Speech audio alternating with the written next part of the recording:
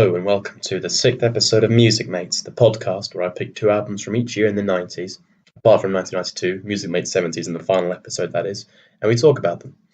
Today we have yet another two brilliant albums to review, well that's my feeling anyway. In fact, we're at the position where last year was great, as was this one, and the next year is also fantastic, so we got quite a few really good ones lined up.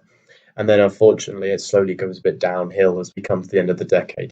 So yeah, this is one of the first spin-offs we're doing. I've picked two albums from the 70s, two of my favourites to be precise. So let's start then. We'll begin with the album from the 18th of September 1970, at the turn of the decade by satanic heavy rock pioneers Black Sabbath, their second album to be precise, after their self-titled album from February of the same year. The album is of course Paranoid, with its fantastic album cover depicting a guy dressed as a pig wielding a samurai sword. So here's a little history on the band. They were formed in 1968 under the name the Polka Tulk Blues Band, changing their name to Earth by the end of the year. Formation was of guitarist Tony Iommi and drummer Bill Ward, who enlisted the help of singer Ozzy Osbourne on vocals and bassist Geezer Butler. The change from Earth to Black Sabbath occurred the following year as well, with the inspiration coming from a Boris Karloff horror film of the same name from 1963. Their debut album, simply titled Black Sabbath, was pretty much recorded in one day. There was little need for any guitar overdubs due to the fact that Iommi's down-tuned guitar gives the music the signature doom and gloom sound that it had, provided all the heaviness the music actually needed. And the main reason, however, for this tuning style was to allow the strings some slack so that it was less uncomfortable for Iommi to play the guitar, since the tips of his fingers had been removed in a factory accident. The album was mostly dismissed by critics, but it gained relative popularity with songs like Nib and The Wizard in particular. With the encouragement they got from their first album, the band quickly began recording again Paranoid. The album went on to sell over 4 million copies, largely due to the success of songs like Iron Man and Paranoid, solidifying their place in rock history. The album also brought with itself some controversy from the band after an inquest was made concerning a nurse who had committed suicide while listening to the album. This incident in particular meant the band would long be associated with Satanism and the occult throughout the 70s and 80s.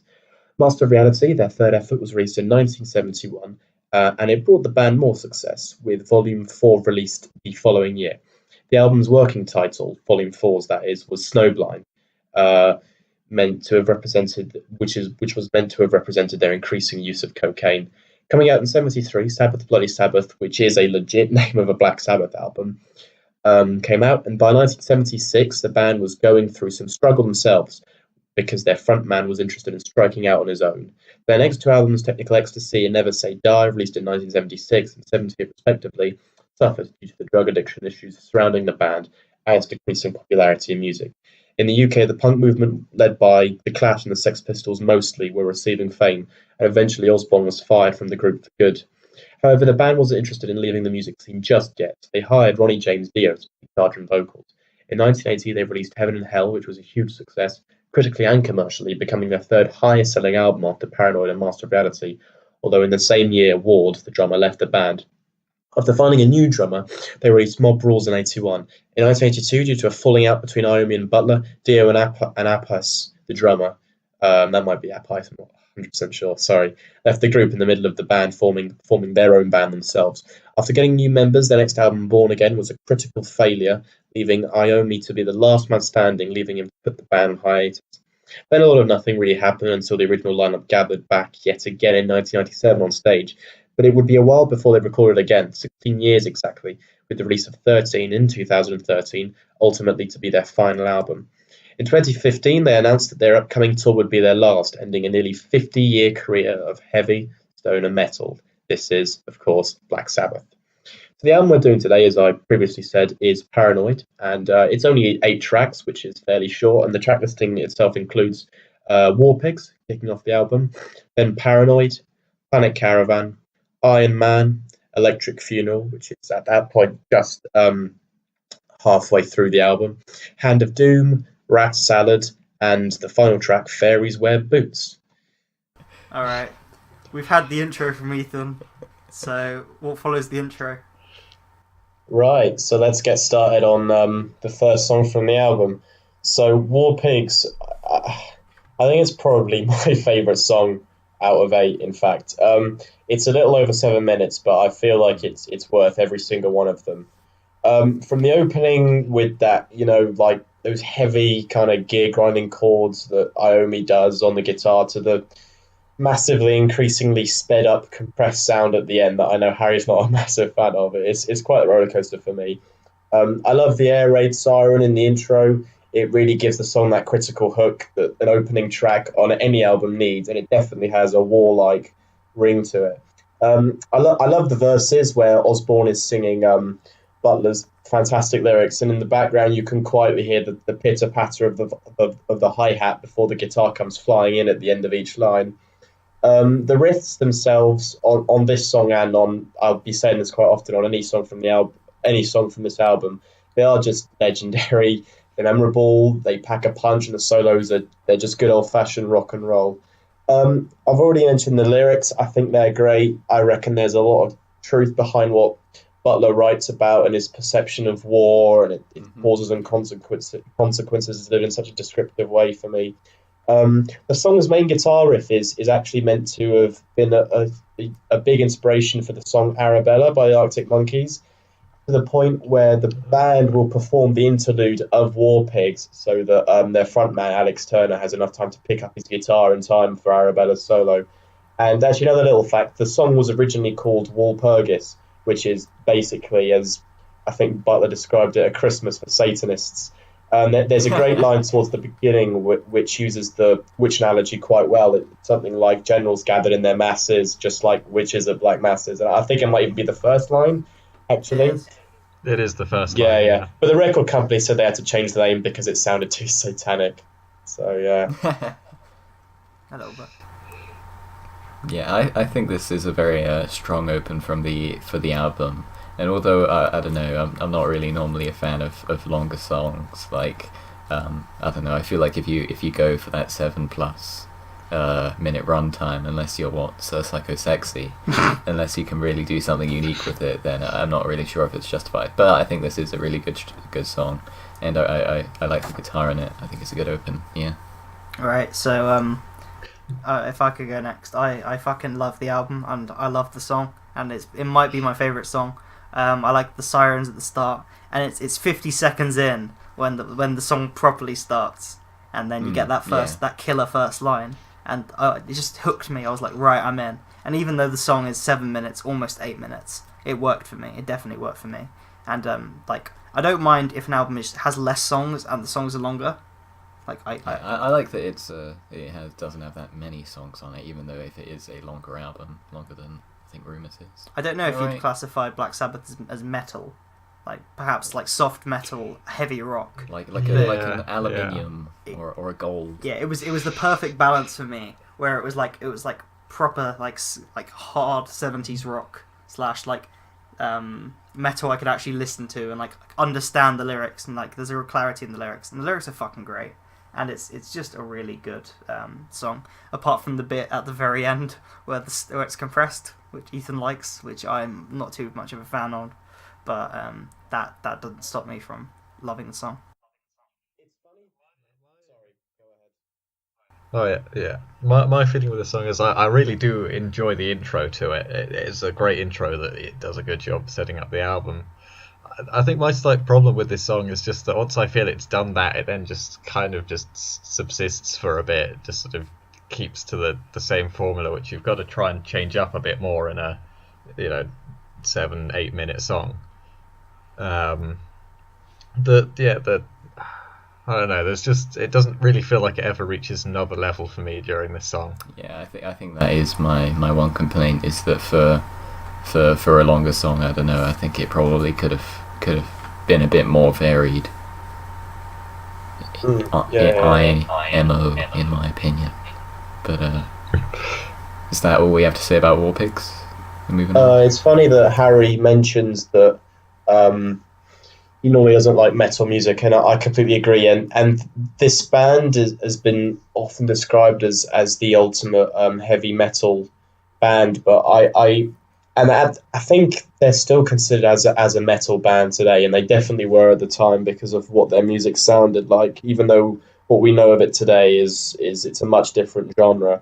but I think that their influence spans more than just metal. I think just hard rock in general. They've had like you can just hear.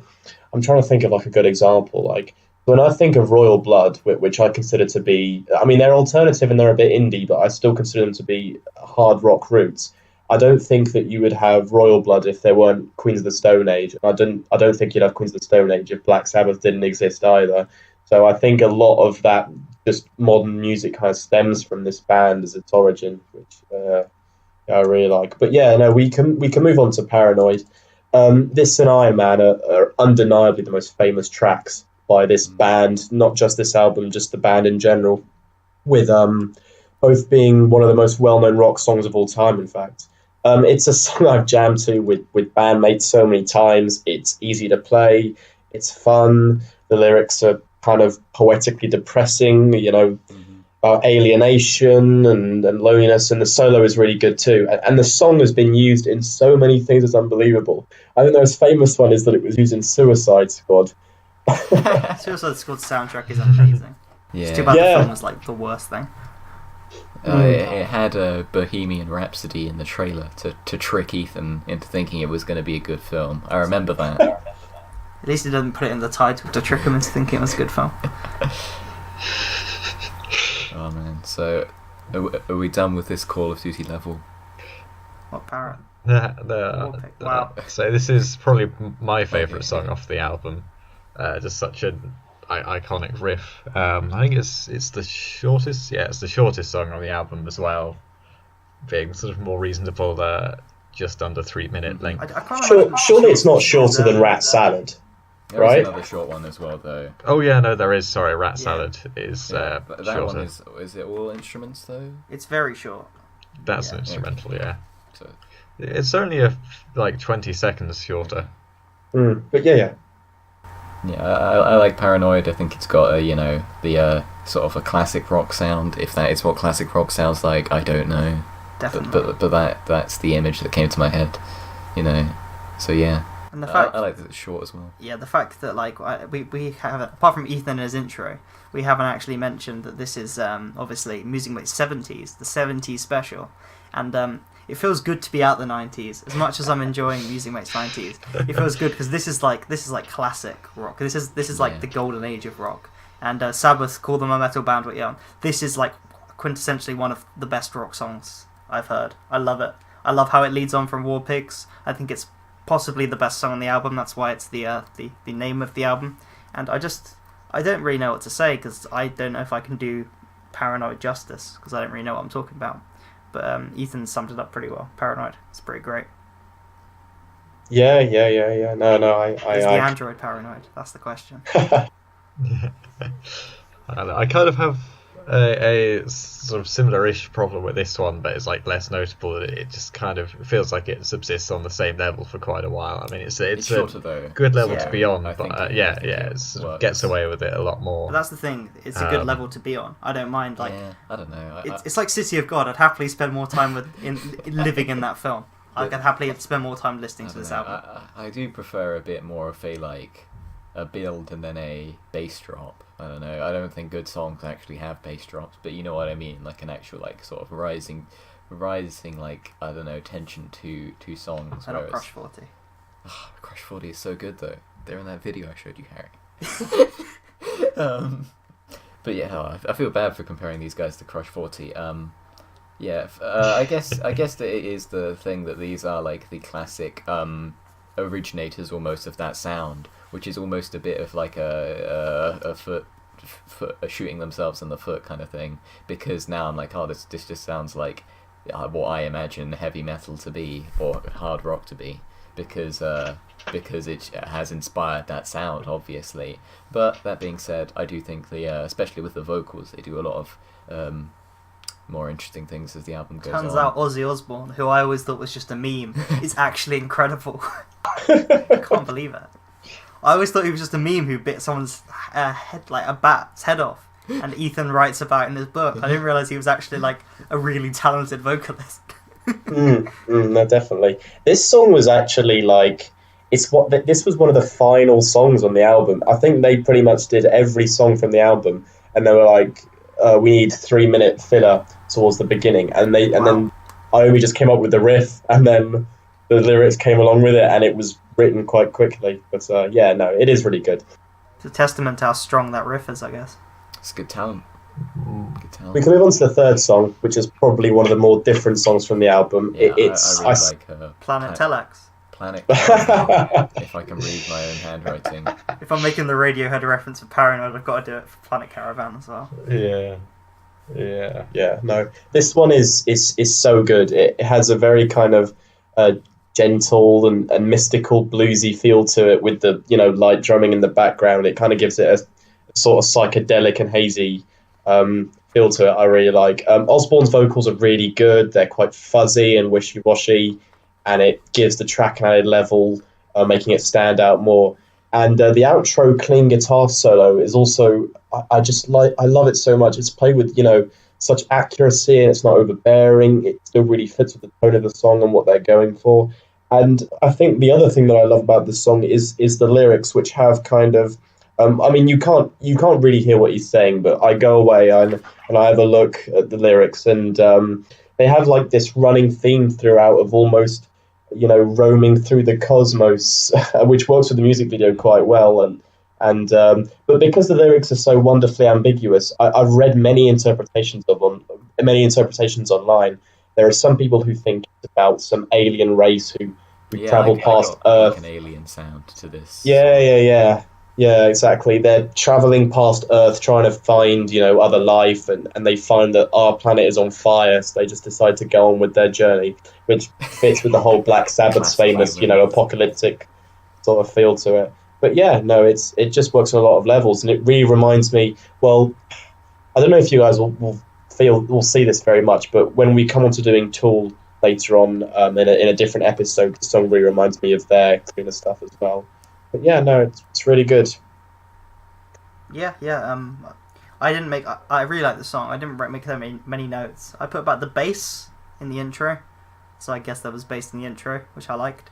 And you mentioning about the kind of like the potential meaning behind the lyrics. I feel like this, Iron Man, and Electric Funeral are really kind of, in terms of all of the songs really, but those three, and you can really see the 70s kind of coming through in terms of like, I don't know, the Cold War, the kind of Red Menace, nuclear fear. Yeah, that pre-Acura sort of tension. Yeah, space race, all that kind of tension, and the way kind of, if this was like the heaviest rock that they had, that's why it was metal.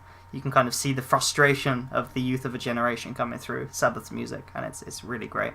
Yeah, I definitely think that like starting at this point, the album like really works, like I guess lyrically and also almost thematically, is like one after the other, like really makes sense commercially and artistically. Yeah, come into their own. A little bit too black sounding for me though. Black Sabbath. I'd just like to say that I'm sorry Ethan, but we should have done Music Mate 70's. Season 2, okay, Season 2.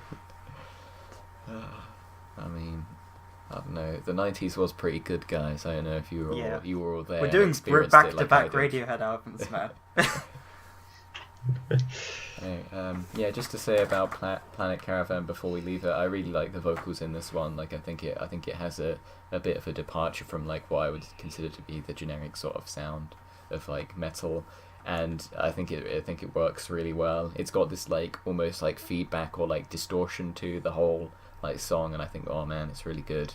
It's the kind of like, I don't know, trippy sort of listen to when chonged kind of song, except it's actually good. So I listened to it sober and was like, oh my god, great,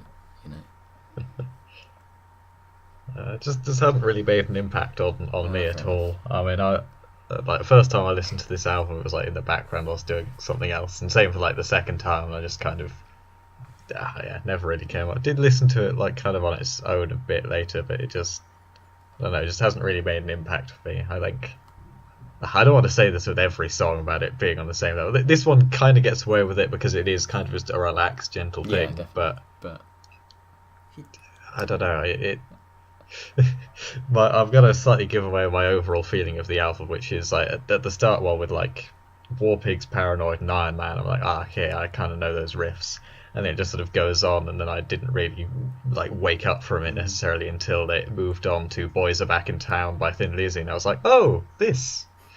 Yeah. So for me, I think I understand that problem because I think both of these albums we've picked are like quite consistently good, so it almost is a bit like easy to get sort of lost in just listening to it and not really like pay attention to it at any moment. That's such a good compliment, though. Which is why I don't have any notes for the second half of Rumours. That's my excuse. But that being said, I think with a lot of the songs in Paranoid, there were a few moments where that really did like catch my attention, and I think Planet Caravan was one of them, and so was Iron Man, just because I obviously know the song. Should we move on to because it's Iron famous. Yeah, let's move on to Iron Man.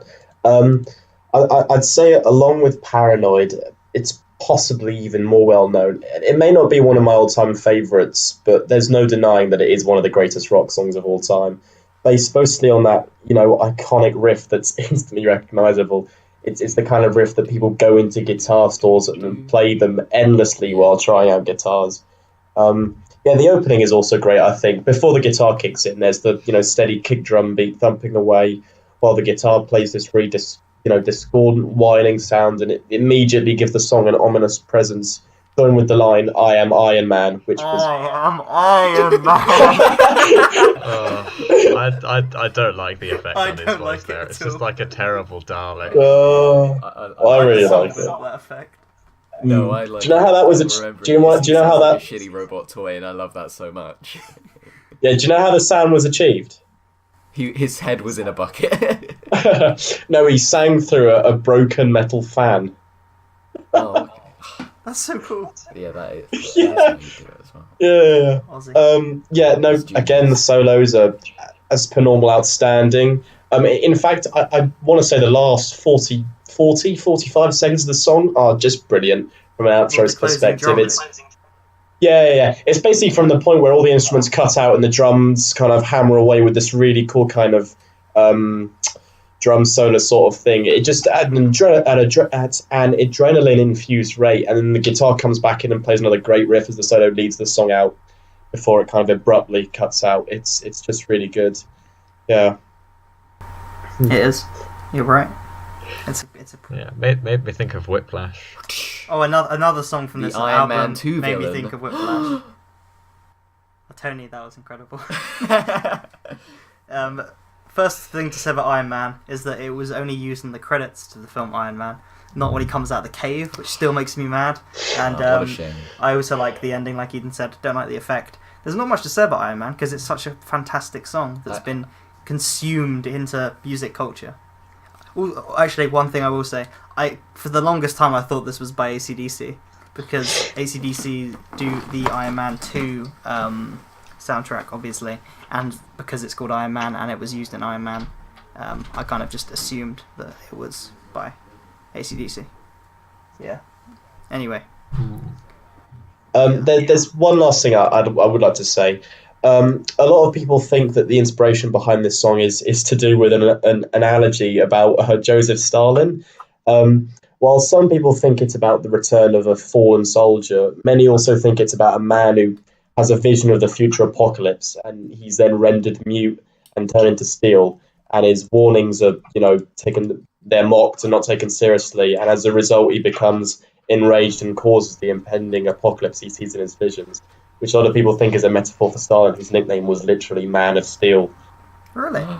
Yeah. Because I definitely picked that up in the lyrics, but I kind of just read it as more of the Vietnam War, people's angst not being read, the out of touch political elite, like Richard Nixon and those kind of people not kind of listening to the will of the people, and it taking so long to kind of stop Vietnam. I kind of just assumed that's the meaning I had behind it. So I totally missed that this is about war. The whole album is about war. Okay. For this one though, Kind of. I did think it was more. I like that the Iron Man song tells this sort of story about this. I'm going to call him an anti-hero, Iron Man, and I think it really does parallel the MCU version of the see yourself character in that? really well. Because he's this guy who saves people even if they don't want it, but eventually, he turns on them. He gives away that time stone, and he destroys the people he once saved. But listening to this song, it really made me think, God, if this song was just the plot to Avengers: Infinity War Part 2, then that would also be good. That would be good. All right. And the last, Jono. Well, I was just gonna point out, because I've not really had the time to go through the lyrics. Like when I say nothing more than the riff, that's like I don't actually know what the lyrics are. I haven't really listened to the thing or read through them. That's the same for all the songs on here. I don't know. I've not had the time, but kind of had the time. But the actual album itself hasn't interested me enough to look. So Okay, I'm gonna trust Ethan. just thought I'd get that be my little thing there. as he normally is. I'll say as a final note for Iron Man, this is definitely one of the best superhero inspired songs. Only stop it. Wait, no, but that's the last I'll say about it meme wise. I think obviously the main sort of fuck, that was horrible. I'm sorry everyone who has ears. That riff, I think I'll put it as top 5 easily best riffs of all time. The Broat Award I'm giving out right now. There, that's my landmark statement, and we can move on. It's certainly an award I'd give that riff as well. And speaking of other really good riffs, Electric Funeral has a pretty damn good opening riff as well. Electric Funeral is so good as well. Yeah. It really reminds me of there's a song you guys would have listened to if I'd picked this album earlier on in the 90s. But there's a song by Alice in Chains called Dirt, which has a similar kind of cool wah effect on the guitar. It sounds really kind of murky and thick, and Osborne's vocals are as melancholic and nightmarish as normal.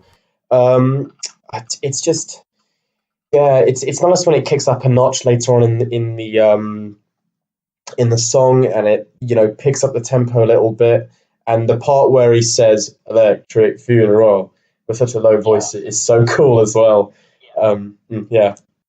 Really, because obviously the lyrics are great. In terms of my fan theory that this is all about the 70s. A nuclear bomb. Yeah, nuclear bomb.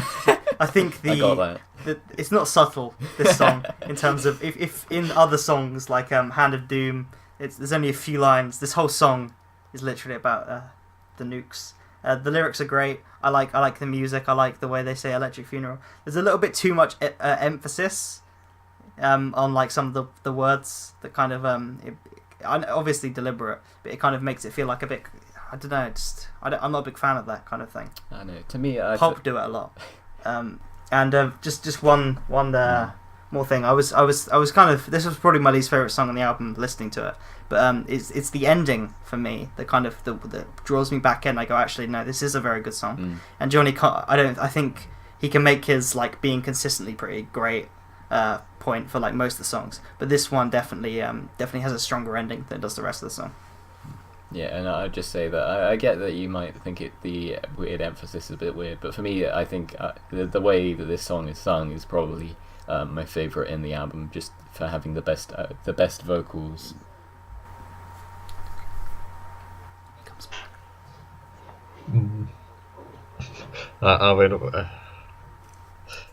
Going back to what Harry said, at this point it's more just they're kind of consistently average rather than consistently good, I'd say. How much good music do you listen to that this is average though? Yeah, come on, you must have some bangers in your Spotify playlists. I go from listening to Sonic Adventure theme songs to this. Yeah. So do you think we're ready to move on then? Yeah. So, Rat Salad, which is the penultimate one on the album. We missed Hand of Doom. Oh, did we? Oh shit! Sorry about that. Well, it was a fast hand, Yeah, it was absolutely right. Perk 2. To be fair, I have very little to say about Hand of Doom, apart from I like the lyrics. I like how they're pretty subtle, and then there's literally just a line where it's first it was the bomb, Vietnam, napalm, and I'm like, oh, okay. I like over themes like that, though, I think it works if you can make your message easily digestible, especially if you have a song which you're not going to really read an essay about. You just Yeah, wanna some of the listen to. names for me anyway, they're a bit crap, and because they're a bit crap, I love them. I And, know. I like Hand of what- Doom is it's such a shit name. It's great. Oh, man. Yeah. Dude. Right. Yeah. No. Sorry. I don't quite know what happened there. I did just go straight to the one afterwards. No, I do have a few things to say about A Hand of Doom. Go for it. So it really reminds me of, I think, Tony, do you remember the other day when we were talking about a Rage Against the Machine song? And I feel like Yeah. I remember mentioning that this one reminded me of it, and we couldn't remember the title, but it's called Settle No. for Nothing. Oh, Do you remember that that one? one's really good. Settle Yeah, for exactly. nothing now, settle for nothing later. I remember that one really. That's the well. one, yeah. And this one, and again, there are some songs on the album that just make me go, God, that really reminds me of a more modern song. And I think it's due to the fact that this one has like a really fantastic dynamic contrasting between like quite a quiet, tame verse and then a chorus that really kicks off. I think in particular with the verse that the bass has sort of a weightless feel to it, which works so well when the guitar comes howling in later.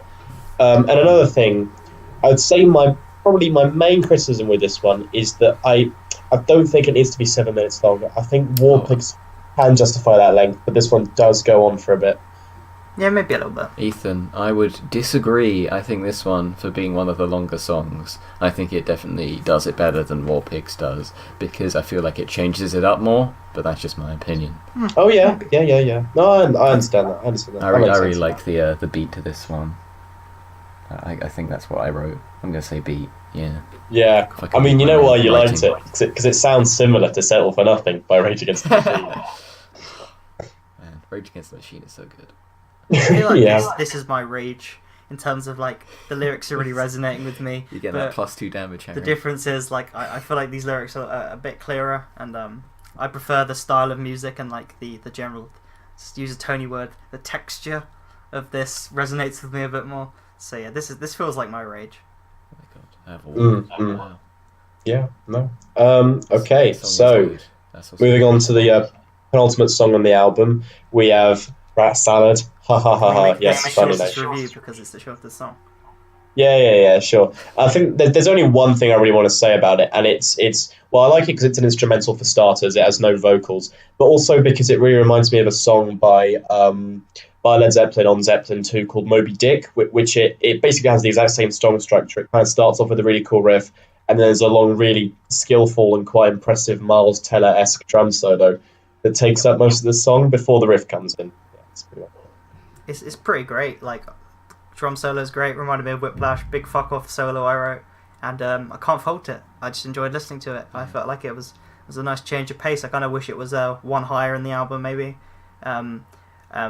It's kind of, I don't know. I like Fairies Wear Boots. It's probably my least favorite song, so I don't really like how that's the one that ends the album. But yeah, Rat Salad, pretty great. Another shit title. Yeah, no, I'm realising this was the one that also reminded me of Whiplash.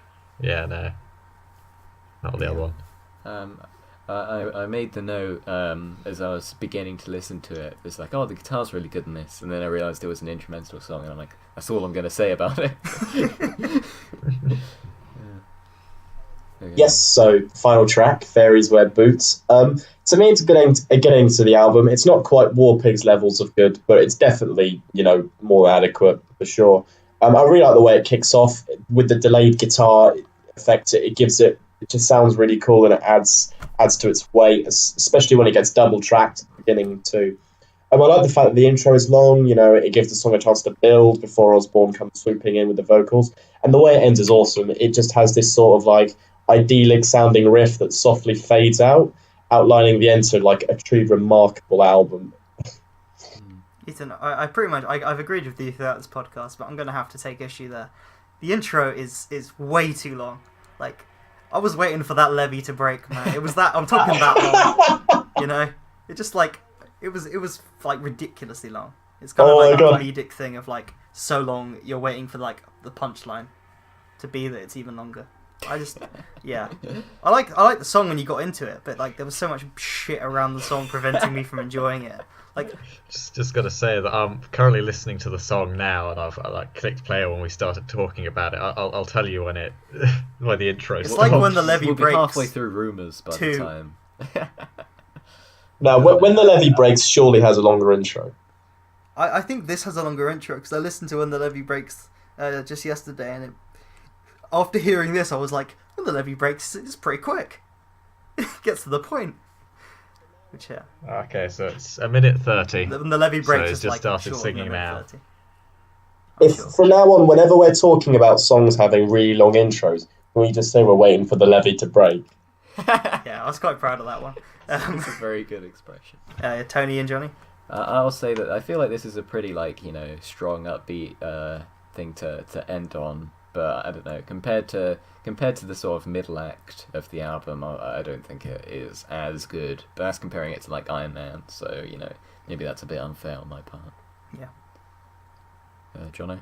So, well, since I can't really remember it from the previous times that I've listened to it, but like listening to it now in the background, it seems alright. Yeah, I was left a bit like, it's, kind of okay. Like, it's good.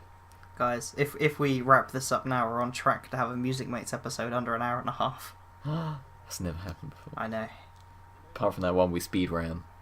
The cool thing about this, right, is that Butler wants the song is about a group of skinheads that they encountered, who were the fairies in the title, and then Iommi said later on that actually it was about one time when they were high and they were seeing fairies running around in the park, and then they both said that this was the one song that Osborne actually wrote the lyrics for. So when they asked Osborne what the song was about, he said he had no idea what the lyrics were about.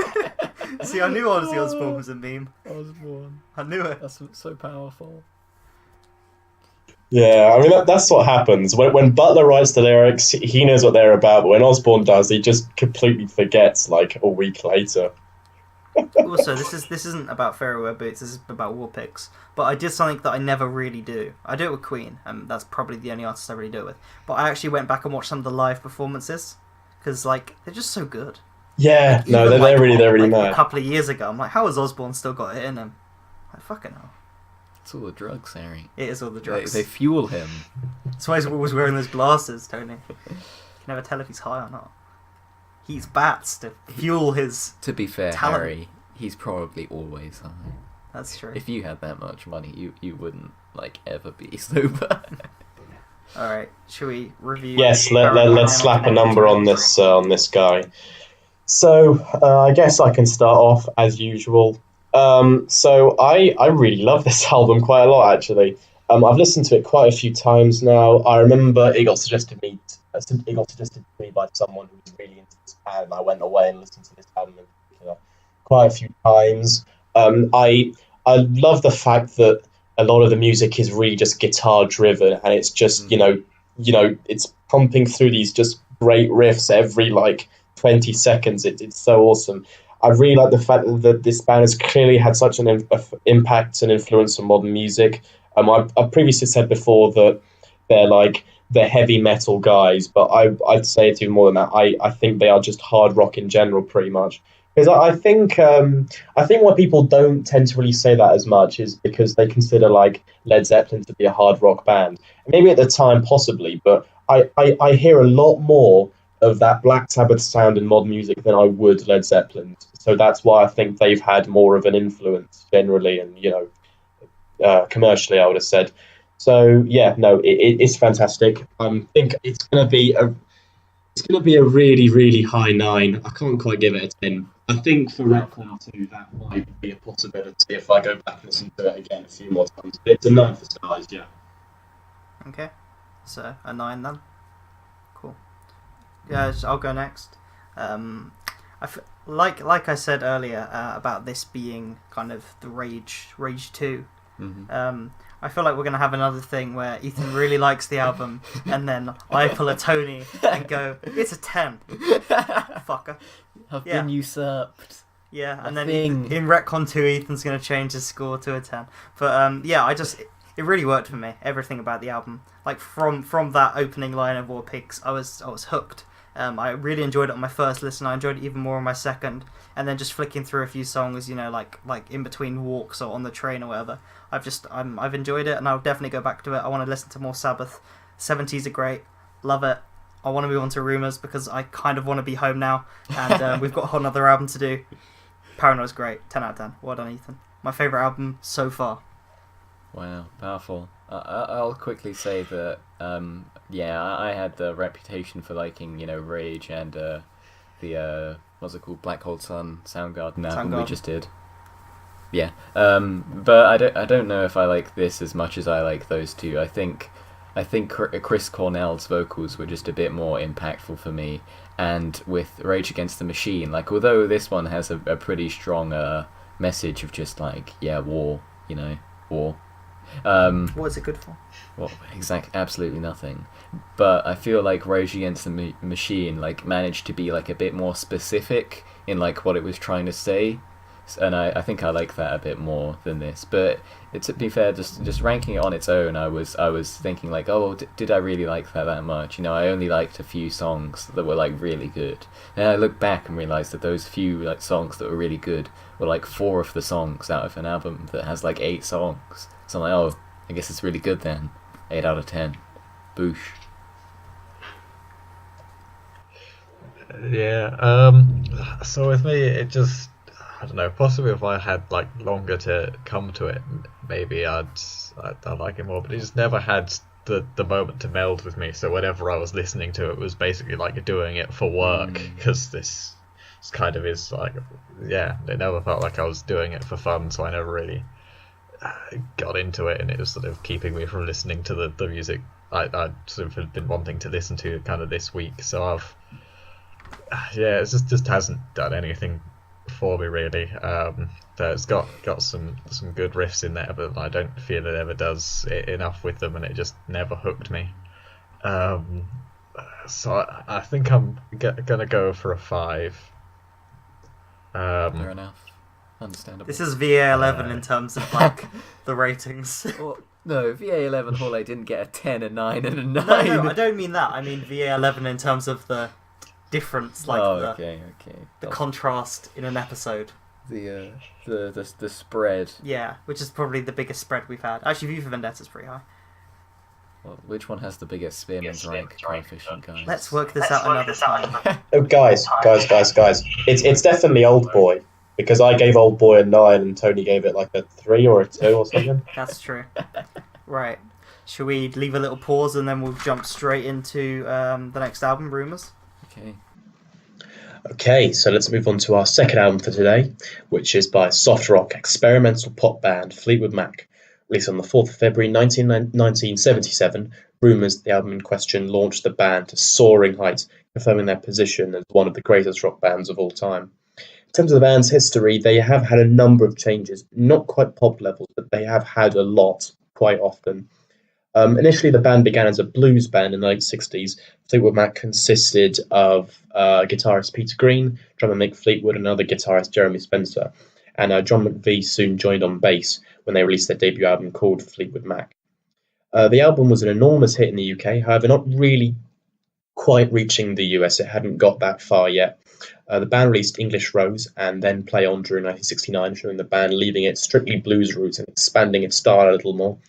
Even though Peter Green was the core of the group, he began experimenting with hallucinogenic drugs, and after announcing his departure from the band, he was replaced by Christine Perfect, a vocalist / pianist. She then became a full-time member and married John McVie in 1971, and thereby becoming Christine McVie, the Christine McVie that we all know from the famous lineup in Fleetwood Mac. In 1971, Spencer disappeared and was later found out to have joined the religious cult called the Children of God. His leaving sent the band into a slight disarray, but early in 1975, Fleetwood and McVie were auditioning engineers for the band's new album when they heard Buckingham Nicks, which was an album recorded, in fact, by Lindsey Buckingham and Stevie Nicks. The duo was then asked to join the group. They did, and the famous lineup that most people recognise from Fleetwood Mac consisted of Stevie Nicks, Lindsey Buckingham, John McVie, Christine McVie, and Mick Fleetwood. The group released another self-titled album in 1975, which got considerable fame due to tracks like Rhiannon. While the band had reached the success they wanted, the band was having serious problems behind the scenes. The McVies divorced in 1976, and Buckingham and Nick's relationship ended soon after. Rumours was an unimagined success to blockbuster proportions. The album itself would eventually go on to sell 17 million copies, making it the second biggest selling album of all time, often attributed to the creativity born from having its members going through such a tough time during the recording. Their next album, Tusk, wasn't as successful, but still recognized as a decent effort.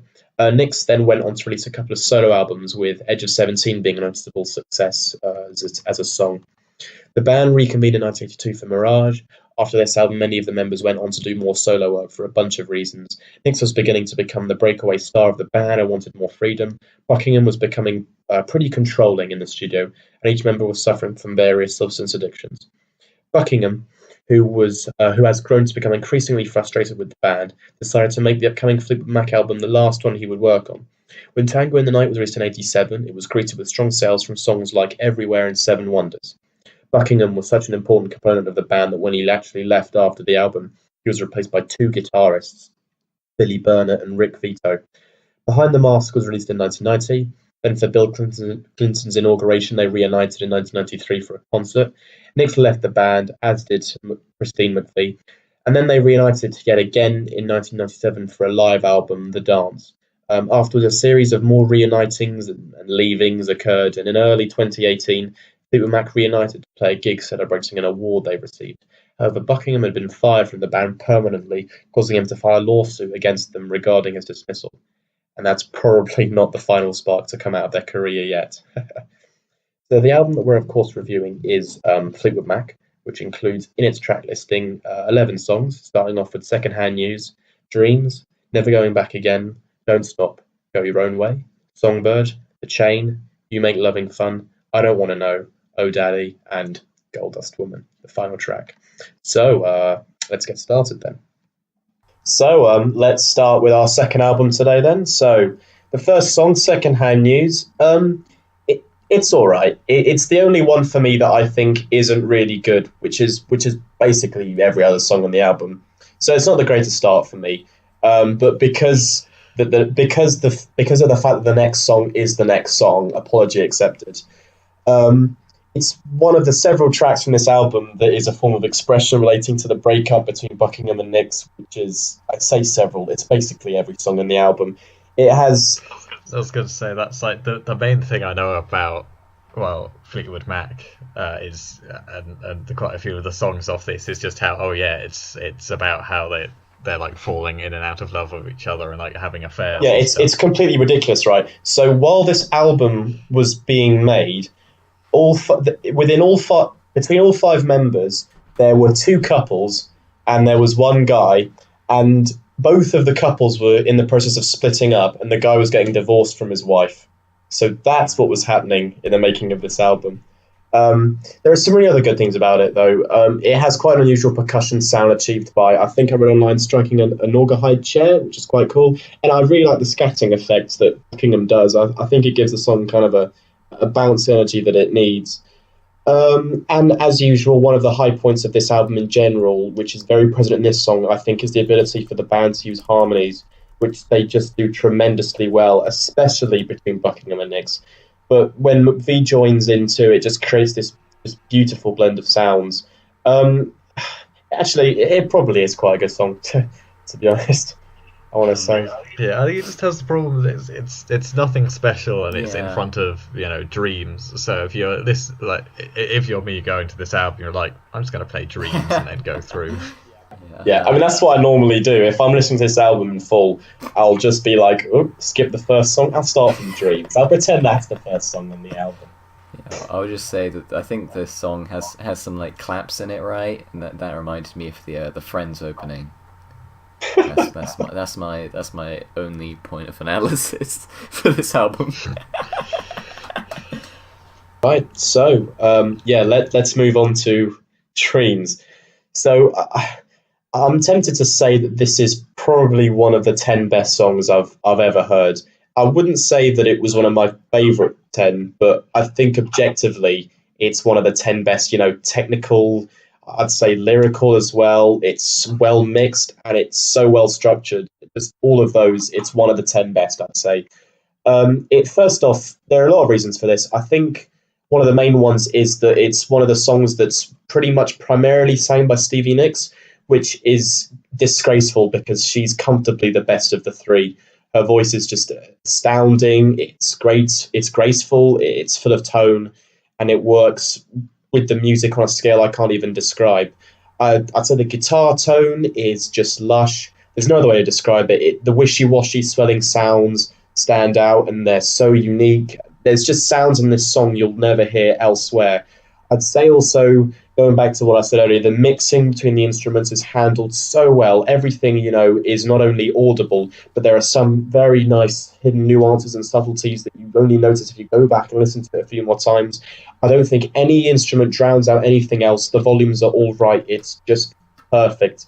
And the singing in the chorus, the harmonies are just pitch perfect. So the drums are hypnotic. They almost send you into a trance. And the lyrics are just so haunting, and they're some of the best from the group.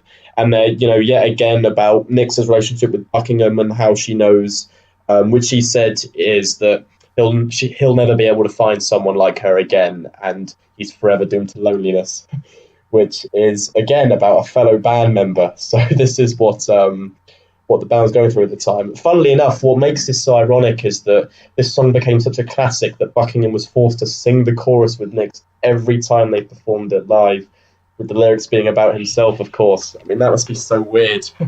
Yeah, I was going to say, is it not a bit awkward to, do this, that sort of thing of just making it about a breakup that is between band members and then keeping the band together to perform said songs?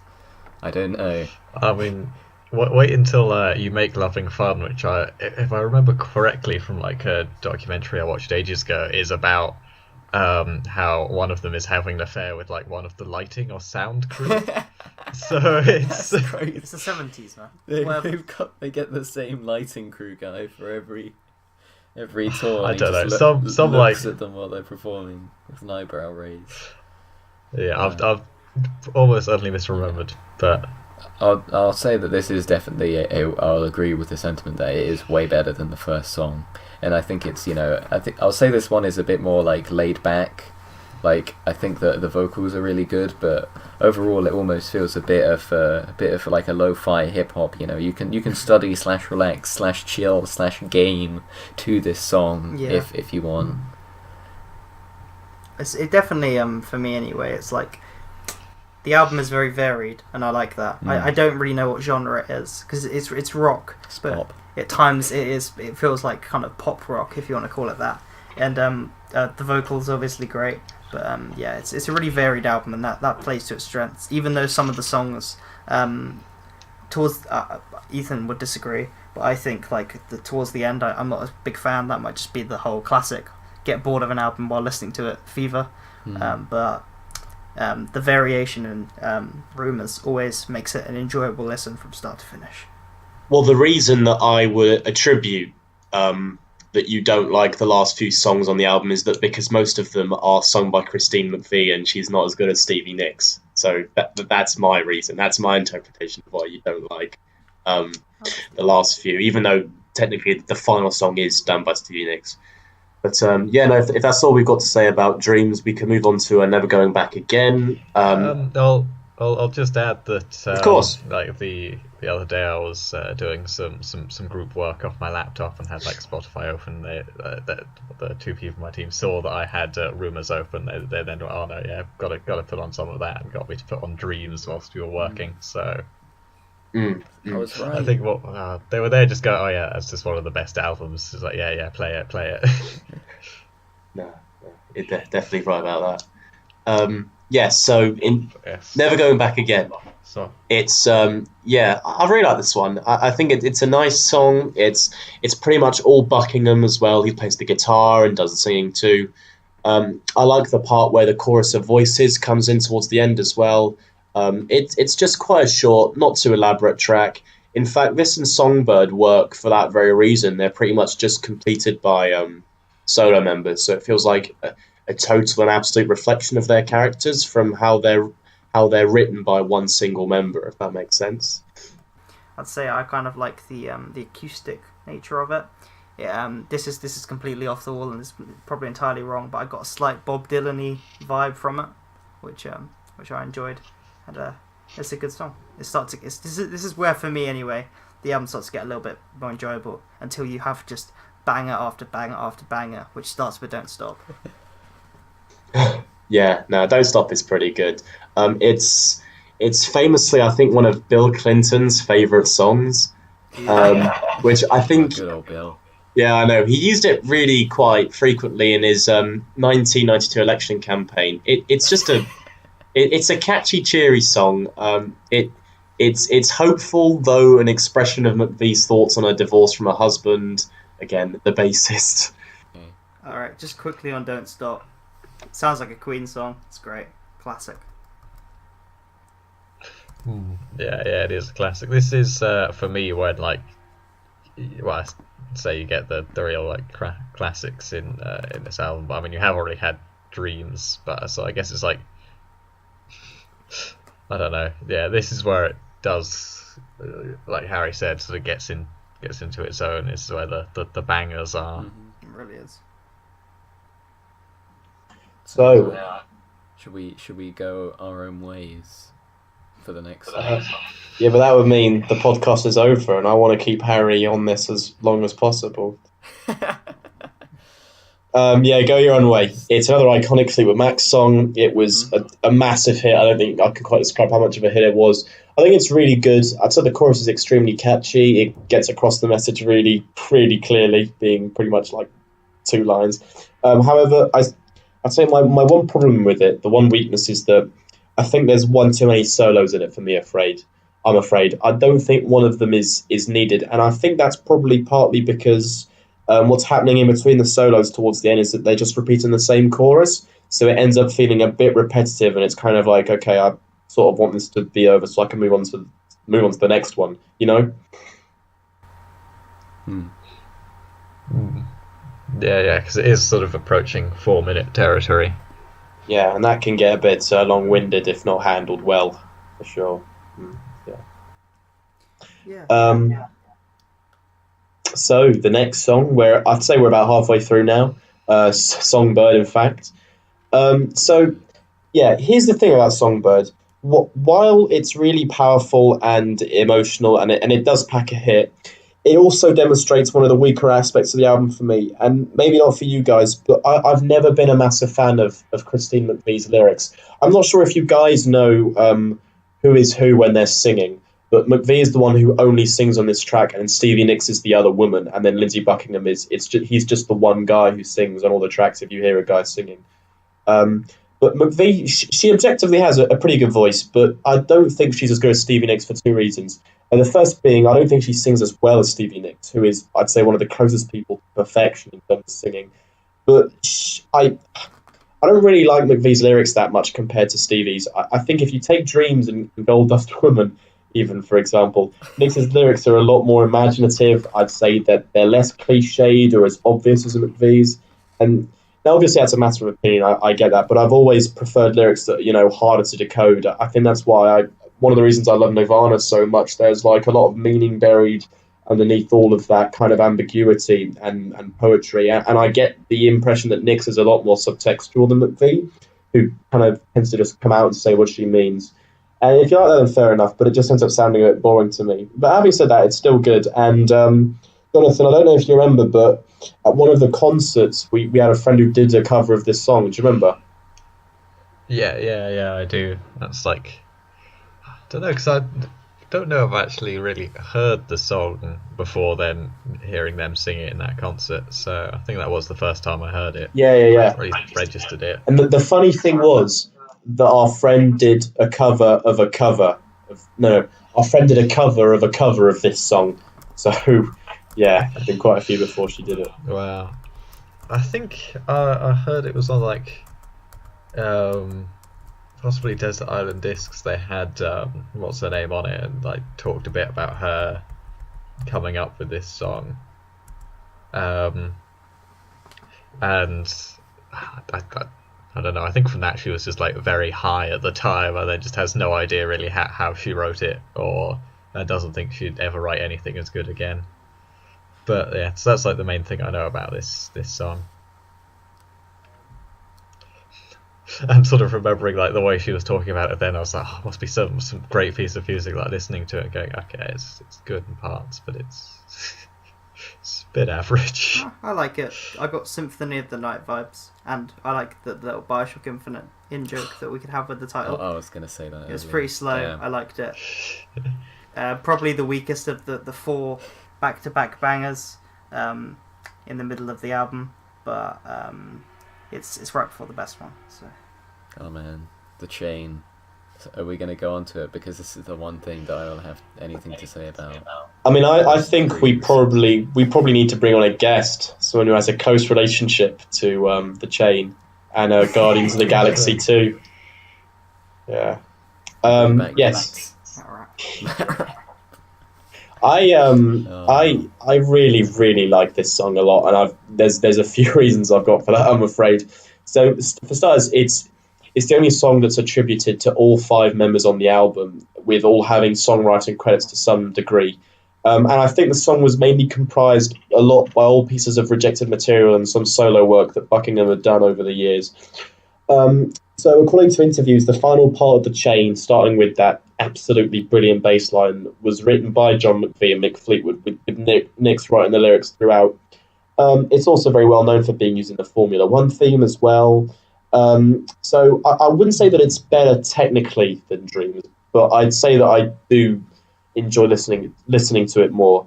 There's something so good about this song, right? I don't know if you've ever noticed this. I think I may have shown this to Johnny before. But if you listen very, very carefully to the beginning, you can just hear Buckingham saying "fuck" very, very quietly. Did any of you notice that?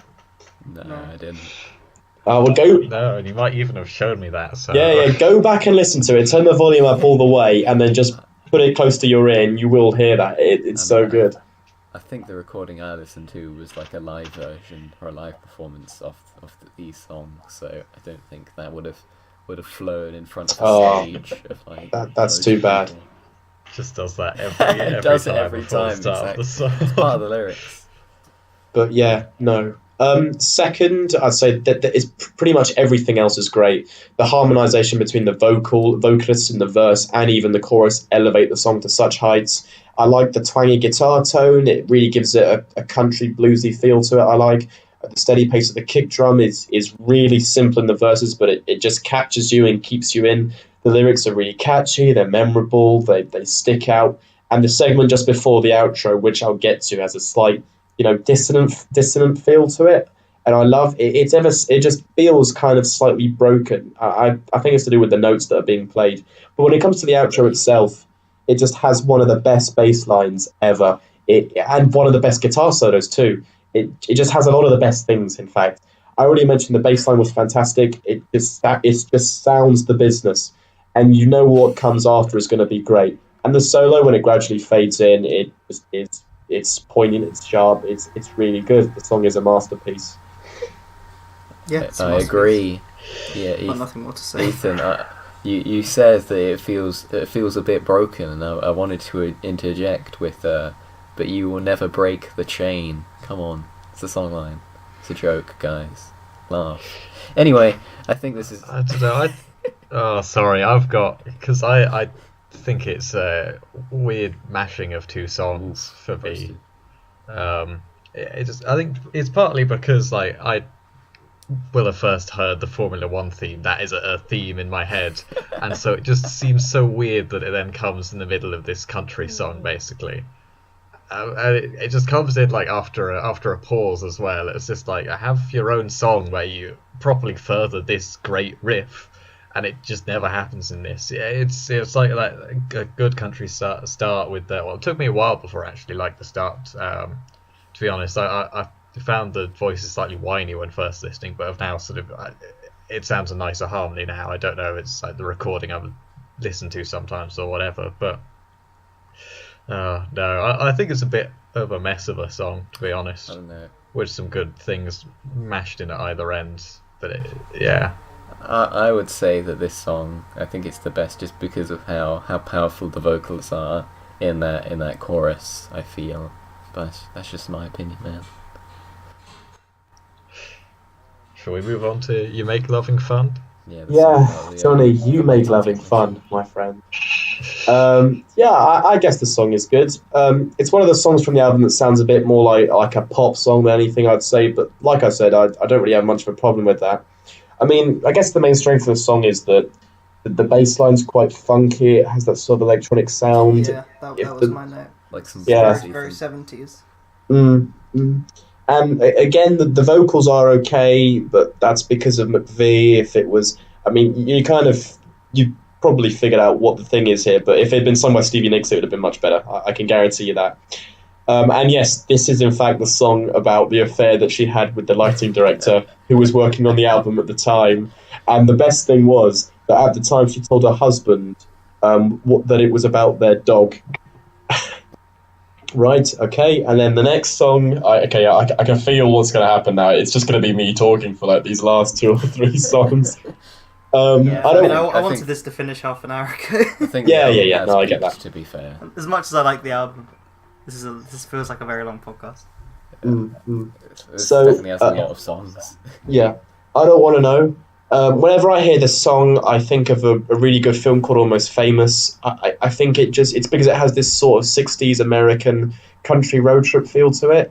I think it comes down to the vocals and the tune itself generally, which sounds quite pleasant. It's nice. Anyone got anything to say? I wasn't a fan of the vocals, No. but Is that... yeah, I have nothing else to say. Okay.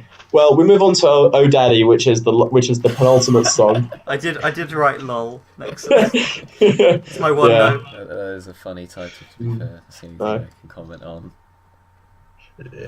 Yeah, it's sort of amusing because I've recently been listening to a different song called Oh Daddy by, I think it's Cherry Glazer. Oh no, it's just Daddy, but spelled weirdly. It's a common name. And that's Uncomfortable, that It's a common song. name. And so it's just kind For of... dads.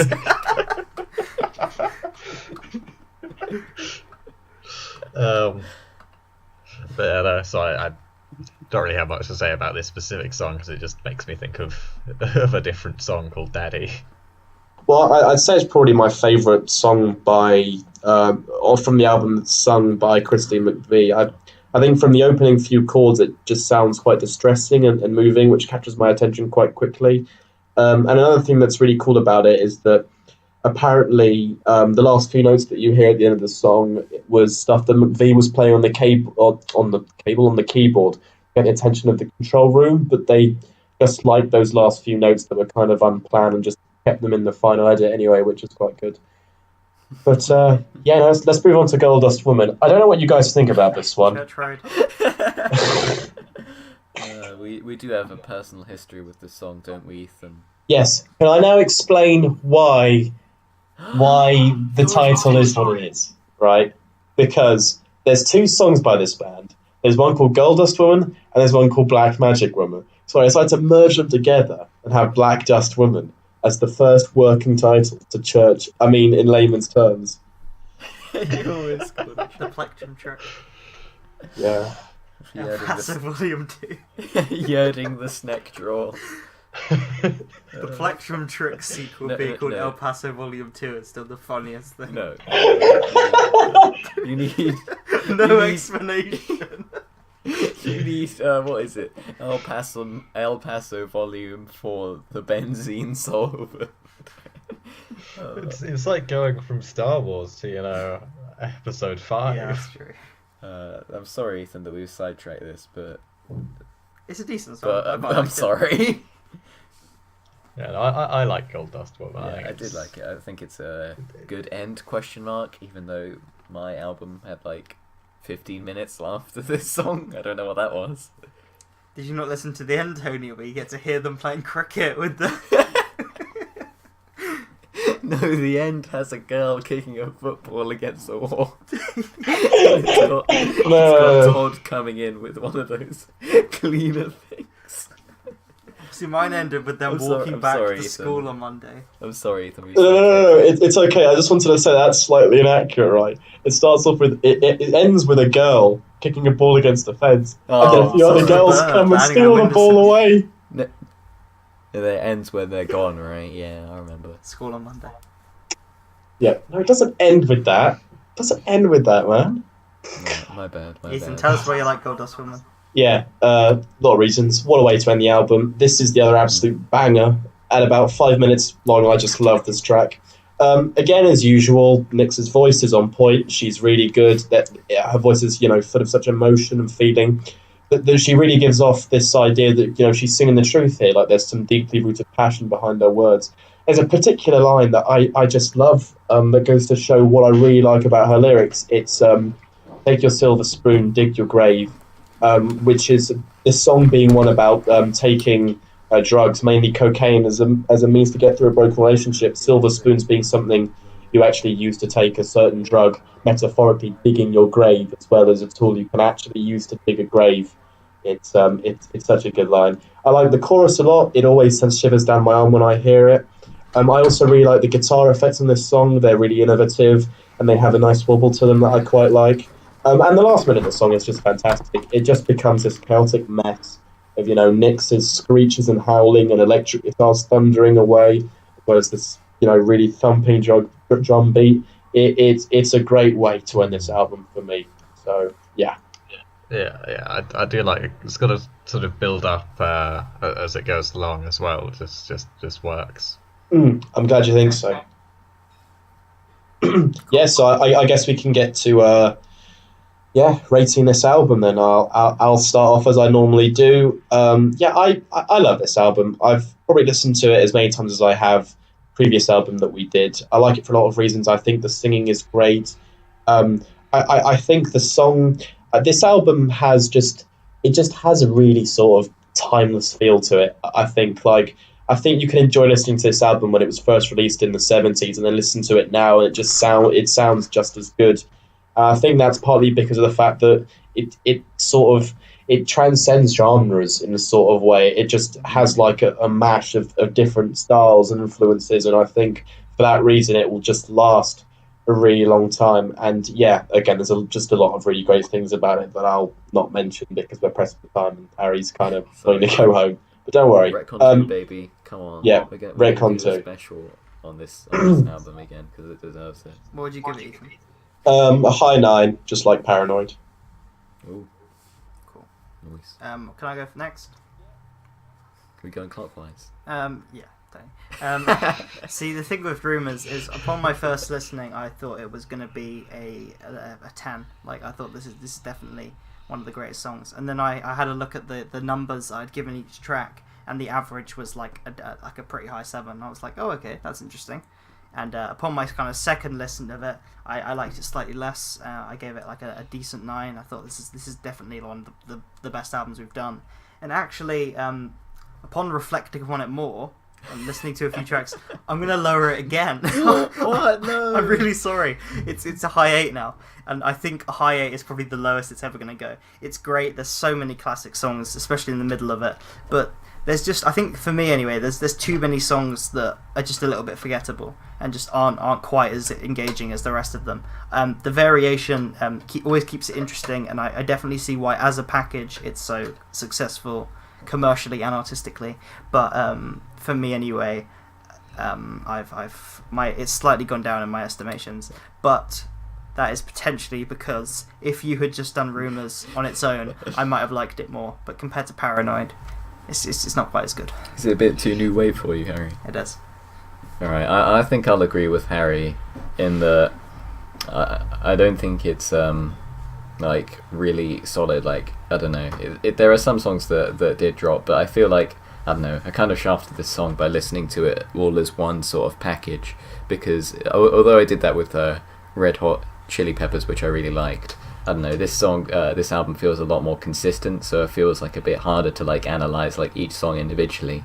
But I will take the chance to say that overall, like, I really like the vocals especially are really strong, and like the chain is like really like almost a 10 out of 10, perfect song. It's great.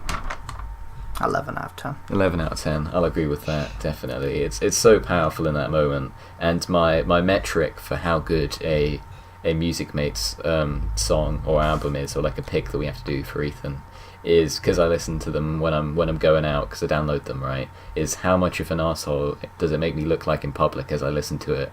And like this one, I was definitely like, doing the odd foot tap as I was listening to it. I had to catch myself, had to stop any sign of outward emotion, but it's still really good. I feel like on a revisit I'd like it a lot more, and I'd like the chance to go back and do a bit more of an in-depth to each song, because it definitely deserves it. But for now, I'll leave it a placeholder 8 out of 10, and we'll see you again in Retcon 2, baby.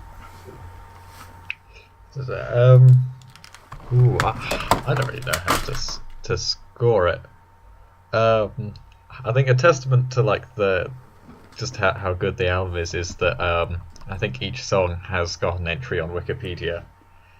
Which, like, from quite a few of the albums we've done before, is like not the case. You'll have like the odd one that we usually talk a bit about, but no, with this one, like every song has got an entry on Wikipedia. It just sort of kind of shows how well known it is. I mean, it may just be because I'm mostly comparing it to songs from the 90s, which have had less time to have. Though I guess it doesn't really matter because it's on the internet. Anyway, I've been rambling. I don't know. I think for me it's a high 7. It's got some great tunes in there, but like nothing. I don't know. I don't think this album really has my favourite Fleetwood Mac songs on it. So I guess that concludes this episode of Music Mates. We'll see you next time when we get back on track with the 90s. We've got for me anyway, yet another fantastic album, 2 in fact, that I can't wait to talk about, one of which I may end up giving a 10 if I like it as much as I think I do. So we'll see you then.